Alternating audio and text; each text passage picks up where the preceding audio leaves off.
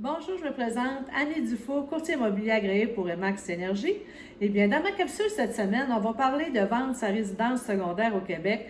Ce qu'il faut savoir, eh bien, en raison du contexte actuel, plusieurs Québécois rêvent de s'évader de leur habitation quotidienne pour voir un nouvel horizon. Donc, tout ce qui est chalet et résidence secondaire sont très prisés.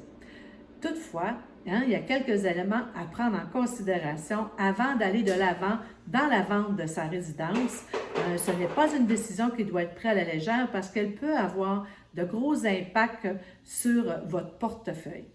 Il y a quelques aspects aussi à considérer, comme par exemple, il faut mettre en valeur sa propriété, même si elles sont en demande, les résidences secondaires, ils ont besoin d'un petit coup de pouce pour trouver leur prochain acquéreur. Donc, vous devrez prendre un minimum de temps pour vous assurer de mettre en valeur, que ce soit en redonnant un petit coup de peinture ou en modernisant le décor ou en pratiquant quelques techniques de home staging afin de susciter un coup de foudre, un coup de cœur chez l'acheteur. Ensuite, on a la rénovation pré-vente. Dans certains cas, vous pourriez avoir également besoin de faire de certaines rénovations plus ou moins importantes afin d'améliorer l'état général de votre chalet. Donc, une résidence en mauvais état, ce qu'il faut savoir, c'est qu'habituellement, sont boudées quand la résidence est en mauvais état, c'est souvent boudé par les acheteurs. Donc, si vous ne savez pas par où commencer, vous pourriez requérir l'aide d'un professionnel en demandant une inspection pré-vente. Oui, ça existe. On est habitué de voir une inspection pré-achat, mais on peut le faire aussi pré-vente. Donc, ce qu'il faut savoir, c'est que comment ça fonctionne, c'est qu'un inspecteur en bâtiment viendra alors examiner votre propriété, ce qui permettra d'avoir leur juste sur les différents travaux à effectuer avant de rendre votre propriété disponible sur le marché. Bon, un acheteur prudent exigera de toute façon une inspection avant d'acquérir un bien immobilier. Fait qu'en devançant sa demande, vous démontrez non seulement votre bonne foi, mais vous pourrez également corriger des problèmes les plus importants. Vous éviterez ainsi de devoir diminuer votre prix de vente et améliorera vos chances de conclure une transaction plus rapidement. Évidemment, cela nécessitera un investissement de temps et d'argent plus ou moins important en fonction des défauts découverts, mais gardez en tête qu'il s'agit d'une mesure préventive dont vous tirerez avantage. Moi, je suis parfaitement d'accord avec ça ici.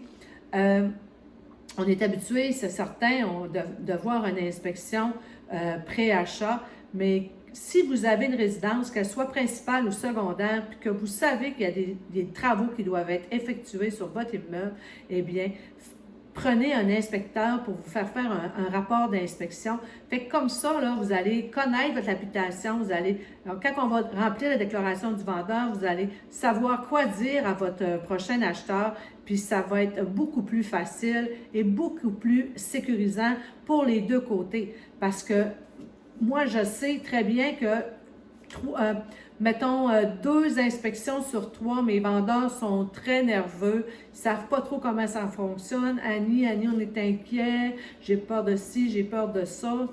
C'est certain que les inspecteurs ne sont pas là pour trouver les qualités du bâtiment, mais surtout les défauts. Donc, c'est certain que c'est 1h30, 2 heures et demie que ça dure une inspection. Fait que c'est certain que c'est un moment qui est tannant pour le vendeur. Donc, si on le fait faire avant d'être en vente, on connaît notre meuble, on sait où on s'en va, puis l'acheteur n'aura pas besoin de faire une nouvelle inspection. En tout cas, il va pouvoir au moins regarder votre rapport puis dire, écoute, ça me convient ou j'aimerais aller un petit peu plus loin, approfondir sur certains travaux. Il peut demander, au lieu d'avoir un autre rapport d'inspection, mais seulement demander le corps de métier du travaux qui sera à être effectué. Puis comme ça, c'est sécurisant pour tout le monde. Puis moi, je suis convaincue que oui, effectivement, on sauve du temps. Et puis, il nous restera probablement juste la condition du financement. Donc, oui, moi, je suis d'accord avec ça, puis je le recommande fortement. Ensuite, il y a les répercussions fiscales de la vente d'une résidence secondaire.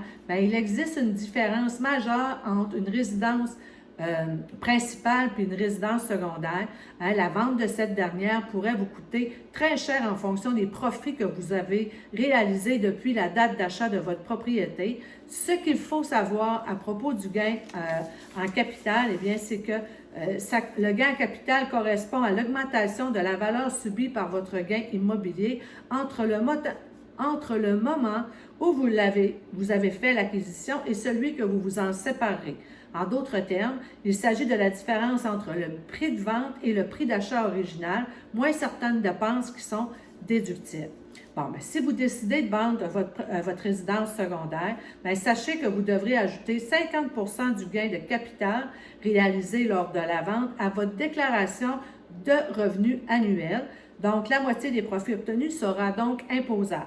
Bon, ainsi, si vous avez acheté un chalet, on donne un exemple ici, à 100 000 il y a plusieurs années, et que vous n'avez pas de dépenses déductibles et qu'il vaut maintenant 250 000, bien, le gain en capital sera de 150 000. On dit 250 moins 100 est égal à 150 000. Donc, la moitié de ce montant sera imposable.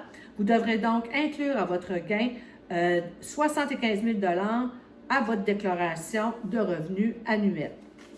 C'est quand même des bons montants, là. 75 000 de plus en revenus, donc ça peut être des factures d'impôts assez salées. Il y a des déductions qui sont possibles. Vous pourriez tout de même être en mesure de déduire certaines dépenses à votre gain en capital. Entre autres, c'est le cas pour la commission du courtier immobilier. Eh bien oui, on fait partie d'une dépense déductible, donc pourquoi s'en passer? Et aussi, il y a certains travaux que vous pourriez effectuer, que vous auriez effectués au cours des dernières années, qui peuvent être eux aussi déductibles. Ensuite, pourquoi? Parce qu'elle peut avoir un impact important sur votre fiscalité. On parle de la vente de votre résidence secondaire.